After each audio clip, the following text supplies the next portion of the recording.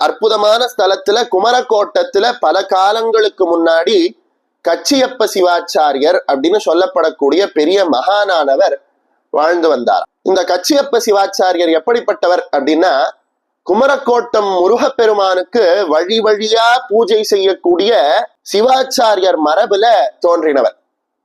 சின்ன வயசுல இருந்தே வேதம், இதிகாசம், புராணம், ஆகமம் இப்படி பலவிதமான விஷயங்களை படித்தவர். இவர் ஒரு நாளைக்கு முருகப்பெருமானுக்கு பூஜை செய்து விட்டா அன்னைக்கு உறங்குறார், அன்னைக்கு தூங்குறார்.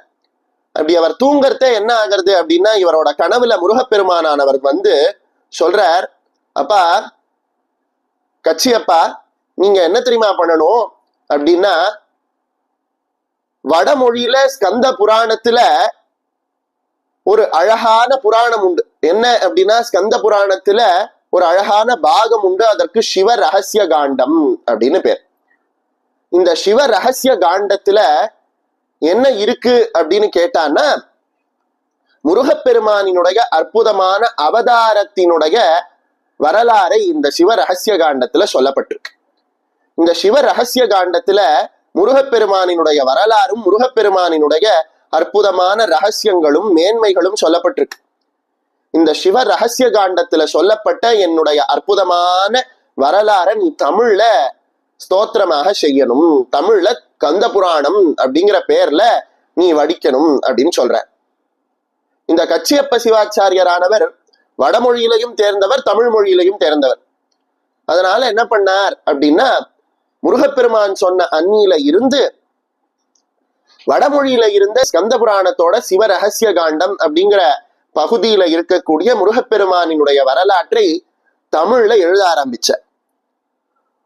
ஒரு நாளைக்கும் எழுதி முடிச்சுட்டு என்ன பண்ணுவார் அப்படின்னா, அந்த 100 பாடல்களை கொண்டு போய் முருகப்பெருமானினுடைய, அதாவது குமரக்கோட்டத்துல இருக்கக்கூடிய முருகப்பெருமானினுடைய சன்னதியில வச்சுட்டு நடை சாத்திட்டு போயிடுவார்.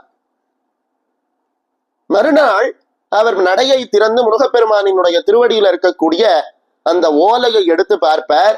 அந்த ஓலையில என்ன இருக்கும் அப்படின்னா, இவர் முதல் நாள் வந்து 100 பாடல் எழுதி வச்சுட்டு போனார் இல்லையா, அந்த பாடல்கள்ல எங்கெங்கெல்லாம் தவறுகள் இருக்குன்னு முருகப்பெருமான் நினைச்சானோ அந்த இடங்களை முருகப்பெருமானே திருத்தி வச்சிருப்பானா. இப்படி ஒரு நாளும் 100 பாடல்களாக கந்த புராணத்தை எழுதி கச்சியப்ப சிவாச்சாரியரானவர் முடிக்கிறார். இதுல ஒரு ஆச்சரியம் என்ன அப்படின்னா, இந்த கந்த புராணத்தை தமிழ்ல எழுதுறாரு இல்லையா கச்சியப்ப சிவாச்சாரியர், இவர் எழுதும் பொழுது இந்த கச்சியப்ப சிவாச்சாரியருக்கு எந்த வரியில இருந்து ஆரம்பிக்கணும் அப்படின்னு தெரியலையா. அப்படி தெரியாமல் அவர் கஷ்டப்பட்ட போது முருகப்பெருமானே அசிரிரி வடிவத்துல, ஆகாசத்திலிருந்து வெறும் குரல் மட்டும் கேட்கக்கூடிய வடிவத்துல சொன்னாராம், திகட சக்கர அப்படின்னு ஆரம்பிச்சு பாடு அப்படிங்கிற. சரின்னு இவரும் முருகப்பெருமான் சொன்ன அந்த வார்த்தையை வச்சு கந்த புராணத்தை எழுதி முடிச்சிடுற. அந்த காலத்துல ஒரு நூலை மட்டும் எழுதிட்டா போறாது. இந்த காலத்துல எல்லாம் ஒரு நூலை எழுதிட்டானா நம்ம பாட்டு ஃபேஸ்புக்கு, ட்விட்டர், வாட்ஸ்அப்லன்னு சுத்தி விட்டுறோம். அதனால அந்த நூல் உண்மையானதா அப்படிங்கிற அந்த கேள்வி வருது.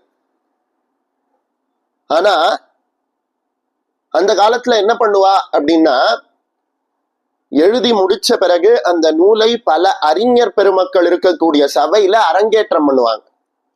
அப்படி அரங்கேற்றம் பண்ணும் போது அந்த அறிஞர் பெருமக்கள் எல்லாம் இதுல இது இருக்கே, அதுல அது இருக்கே, இது தப்பு அது தப்பு அப்படின்னு கேட்கறதுக்கெல்லாம் சமாதானம் சொல்லி, அந்த சமாதானம் அவர்களுக்கு ஏற்புடையதாக இருந்து அவர்கள் ஏற்ற பிறகுதான் அந்த நூலை ஏற்பாங்க. அந்த வகையில முருகப்பெருமானினுடைய காஞ்சிபுரத்துல இருக்கக்கூடிய குமரக்கோட்டத்துல இருக்கக்கூடிய அற்புதமான ஒரு மேடையில இந்த கச்சியப்ப சிவாச்சாரியர் உட்கார்ந்து கந்த புராணத்தை அரங்கேற்றம் பண்றார். முதல் பாடல், அதுவும் முருகப்பெருமான் எடுத்து கொடுத்து கச்சியப்ப சிவாச்சாரியர் பாடின பாடல். அதுவும் என்ன அப்படின்னா, திகட சக்கர செம்முகம் ஐந்துளான், சகட சக்கர தாமரை நாயகன், அகட சக்கர விண்மணி யாவுரை, விகட சக்கரன் மெய்ப்பதம் போற்றுவோம் அப்படின்னு சொல்லப்படக்கூடிய விநாயகரினுடைய காப்பு செய்யுள். திகட சக்கர செம்முகம் ஐந்துளான் அப்படின்னு சொல்றது எதை அப்படின்னா, ஏகாம்பரேஸ்வரர் கோவில்ல நுழைஞ்சதுமே விகட சக்கர கணபதி அப்படின்னு ஒரு கணபதி இருப்பார். இவர் என்ன பண்ணார் அப்படின்னா, பிள்ளையாருக்கு மாமா யாரு? சுவாமி தானே, ஸ்ரீமன் நாராயணன் தானே. அவர் இந்த பிள்ளையாரை எடுத்து மடியில வச்சு ஆசையா கொஞ்சத்த பிள்ளையார் என்ன பண்ணிட்டாரா, அவர் கையில அழகா ஜொலிப்பா சுத்தின் இருக்கு இல்லையா சக்கரம், அதை எடுத்து வாயில போட்டுட்டா. பெருமாள் சக்கரத்தை சொன்னாரா, கொஞ்சம் சுத்தாம அப்படியே பொறுமையா இரு, குழந்தையோட வாய் எதுவும் ஆயிடப்படாது, ஏற்கனவே தலையை வெட்டி வேற தலையை வச்சு கொண்டு வந்த குழந்தை, இதை வேற நீ திரும்பி வெட்டிட்டேன்னா கஷ்டம், கொஞ்சம் சும்மா இரு அப்படின்னு சக்கரத்தை வேண்டின்றார். பிள்ளையார கேட்கிறார். நம்ம கூட குழந்தை ஏதாவது கையில வச்சுருத்துன்னா, அப்பா குழந்தைய கொடுப்பா அப்படின்னு கெஞ்சுவோம்ல, அது மாதிரி கெஞ்சுறார். பிள்ளையார் தரவே இல்லையா. அப்பதான் பெருமாளுக்கு தோணித்தான், குழந்தைய சிரிக்க வச்சோம்னா குழந்தையோட வாய் திறக்கும், அப்ப அந்த வாயில இருக்கக்கூடிய சக்கரம் வெளியில வந்துரும் அப்படின்னு பெருமாளுக்கு புரிஞ்சது. ஆகையினால பெருமாள் என்ன பண்ணார் அப்படின்னா, தன்னோட வலது கையால இடது காதையும் இடது கையால வலது காதையும் பிடிச்சுட்டு உட்காந்து எழுந்து ஒரு விகட கூத்து அப்படின்னு சொல்றா போல, நகைச்சுவை கூத்து போல ஒரு நாட்டியம் ஆடினாரா. அதை பார்த்துட்டு அங்க இருந்த பிள்ளையார் என்ன பண்ணாரா, ஹஹஹான்னு வாயை திறந்து சிரிக்கிறார். சக்கரம் வெளியில வந்து விழருது, அதை எடுத்துட்டு பெருமாள் தன்னோட வீட்டுக்கு போயிட்டார். இப்படி பிள்ளையாரினுடைய வாயில இருந்து தன்னுடைய சக்கரத்தை எடுப்பதற்காக பெருமாளானவர் முதல்ல தோற்பு கரணம் போட்டார். அதை தான் நம்ம இன்னைக்கும் பிரெயின் யோகா அப்படின்னு செஞ்சுட்டு இருக்கோம். இப்படி விகட சக்கர செம்முகம் ஐந்துளான், திருமாலானவர் விகட கூத்து ஒரு கேலி கூத்து ஆடி பிள்ளையாரினுடைய வாயில இருக்கக்கூடிய சக்கரத்தை எடுத்துட்டு போனார் இல்லையா, அதனால அங்க இருக்கக்கூடிய பிள்ளையாருக்கு விகட சக்கர கணபதி அப்படின்னு பேர். அந்த விகட சக்கர கணபதி மேல சொல்லக்கூடிய அற்புதமான பாடல் இது. திகட சக்கர செம்முகம் ஐந்துளான் சகட சக்கர தாமரை நாயகன் அப்படின்னு சொல்லி விகட சக்கர கணபதியை போற்றி முதல் பாடலை அவர் பாடி முடிக்கிறார். பாடி முடிச்சதும் அறிஞர் பெருமக்கள் சபையில அத்தனை பேரும் அதற்கு எதிர்ப்பு தெரிவிக்கிறாளாம். விகட சக்கர அப்படிங்கிற வார்த்தை தமிழ் இலக்கணத்துல எங்கேயுமே இல்லை, நீங்க எங்க இருந்து இதை பாடுறீங்க அப்படின்னாரு. கச்சியப்ப சிவாச்சாரியார் சொன்னார், நக்கீரருக்கு எப்படி உலகா உவப்ப அப்படின்னு முருகப்பெருமான் வார்த்தையை எடுத்து கொடுத்து நக்கீரர் திருமுருகாற்றுப்படை பாடினாரோ, அதை போல முருகப்பெருமானே எனக்கு எடுத்து கொடுத்த வரி இது, அதனால நான் பாடினேன், இதுல தவறு எப்படி சொல்ல முடியும், செந்தமிழ் கடவுளாச்சே முருகன், அவரை எப்படி நீங்க தப்பு சொல்ல முடியும்னு கேட்டார். முருகப்பெருமான் உனக்கு உன் கடவுளை வந்து சொன்னா அதை எப்படி நாங்க நம்ப முடியும், எங்க எல்லாரும் முன்னாடி வந்து சொல்லி நாங்க நம்புறோம் அப்படின்னா. கச்சியப்ப சிவாச்சாரியருக்கு புரியல. ஏன்னா தெய்வம் அப்படிங்கிறது ஒருத்தரும் தனித்தனியாக அனுபவிக்க வேண்டிய ஒண்ணு. நம்ம அத்தனை பேரும் கூட்டு பிரார்த்தனை பண்ணாலும் ஒருத்தருக்கு இருக்கக்கூடிய அனுபவம் இன்னொருத்தருக்கு இருக்காது. அன்னைக்கு நம்ம ஸ்லோகம் சொல்றதே ஒருத்தருக்கு ஒரு அனுபவம் ஏற்பட்டதுன்னா அது பக்கத்தையே உட்கார்ந்து ஸ்லோகம் சொல்றவாளுக்கு வராது. அதனாலதான் கடவுளை உணர்ந்துதான் புரிஞ்சுக்க முடியும். லலிதா திரிஷதியில ஏகாந்த பூஜிதா அப்படின்ற ஒரு நாமம் வரும்.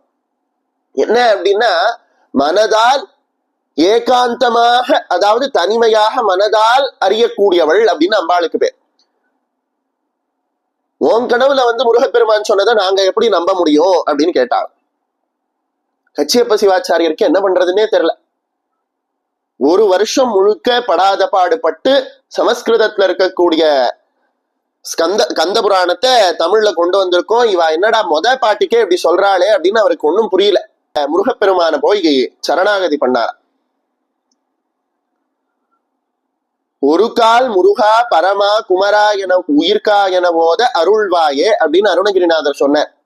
ஒரே ஒரு தடவை முருகா அப்படின்னு சொன்னா கூட முருகன் வந்து காப்பாத்திடுவானா, அந்த அளவுக்கு கருணாமூர்த்தியா முருகப்பெருமான். இவர் போய் முருகனை போய் வேண்டிக்கிறார். முருகன் சொன்னாரா, இவர் காதுல மட்டும் கேட்கிறா போல அசிரீரியா, நாளைக்கு ஒருத்தர் வந்து உன்னோட பிரச்சனையை தீர்த்து வைப்பார் அப்படிங்கிறார்.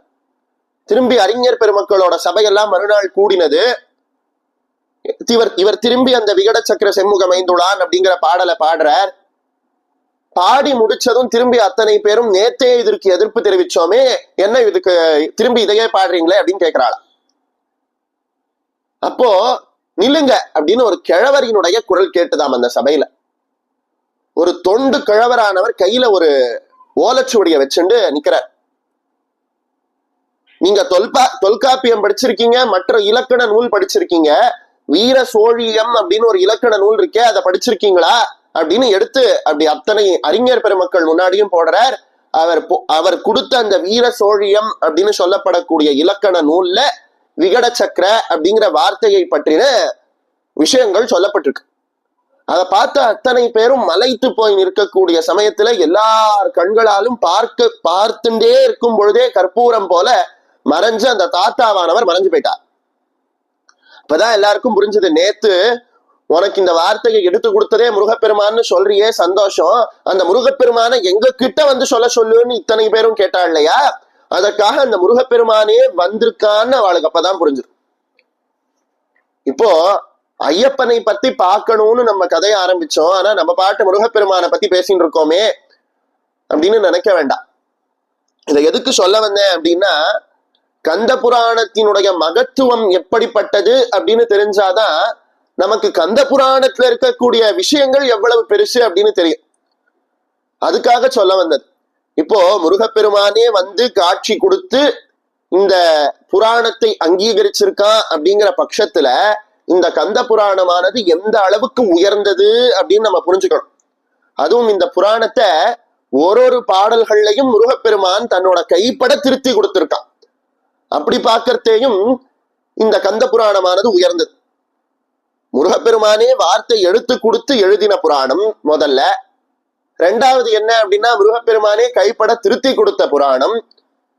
மூணாவது விஷயம் என்ன அப்படின்னா, மிகவும் ரகசியமாக வடமொழியில இருக்கக்கூடிய, அதாவது சமஸ்கிருதத்துல இருக்கக்கூடிய ஸ்கந்த புராணத்துல இருக்கக்கூடிய சிவ ரகசிய காண்டத்துல இருக்கக்கூடிய ரகசியமான விஷயங்களை தமிழ்ல பண்ணதுனால இது ஒரு பெரிய விஷயம். இப்படி கந்த புராணத்தினுடைய மகிமையை சொல்லணும் அப்படின்னாலே சொல்லிட்டு போலான்ற அளவுக்கு கந்த புராணத்துக்கு அவ்வளவு மகிமைகள் இருக்கு.